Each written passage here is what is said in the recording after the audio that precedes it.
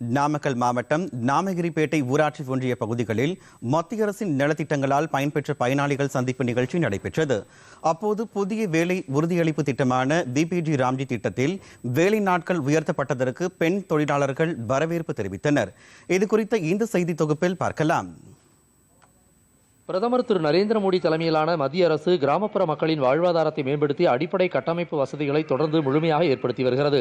நாமக்கல் மாவட்டம் நாமகிரிப்பேட்டை ஊராட்சி ஒன்றியத்திற்குட்பட்ட நாவல்பட்டி, காட்டூர், மங்களபுரம், கரலாக்காடு ஆகிய பகுதிகளில் பிரதம மந்திரியின் மக்கள் நலத்திட்டங்கள் குறித்து பாஜக மாநில துணைத் தலைவர் வி.பி. துரைசாமி பொதுமக்களை சந்தித்து பயனாளிகளிடம் கலந்துரையாடினார். அப்போது மத்திய அரசு வளர்ச்சியடைந்த பாரதம் கிராமப்புற வாழ்வாதார வேலை உறுதி திட்டம் 125 நாட்களாக உயர்த்தியுள்ளது குறித்தும் புதிய திட்டத்தின் பயன்கள் குறித்தும் பொதுமக்களிடம் அவர் விரிவாக கலந்துரையாடினார். இத்திட்டத்தில் பயனாளிகளுக்கு வேலை உத்தரவாதம் மற்றும் நிலுவையின்றி சம்பளம் வழங்கப்படுவது குறித்தும் இந்த திட்டத்தின் பயன்கள் குறித்தும் விளக்கமளித்தார். அப்போது பிபிஜி ராம்ஜி திட்ட பயனாளிகள் 125 நாட்களாக திட்டத்தை உயர்த்தியுள்ளதற்கு பாரத பிரதமருக்கு நன்றி தெரிவித்தனர்.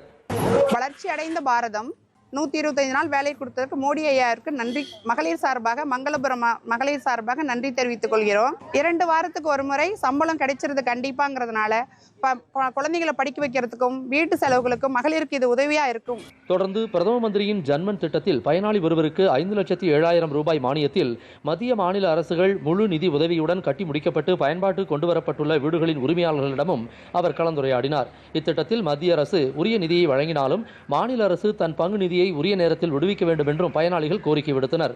மத்திய அரசு அளிக்கும் நிதிகளை கொண்டு மாநில அரசு முழுமையாக பயனாளிகளுக்கு திட்டத்தை செயல்படுத்த வேண்டும் என்றும் பாஜக மாநில துணைத் தலைவர் வி.பி. துரைசாமி கேட்டுக்கொண்டார். அறுவடை காலங்கள் முடிந்த பிறகு உங்களுக்கு வேலை கிடைக்கும், அதிக நாட்கள் கிடைக்கும். 100 நாள் வேலைவாய்ப்பு திட்டங்கிறத 125 நாளாக நாட்களை அதிகப்படுத்தி கொடுத்தவர் பாரத பிரதமர் மோடி என்று சொன்ன பிறகு அவர்கள் அத்தனை பேரும் மகிழ்ச்சி அடைகின்றார்கள்.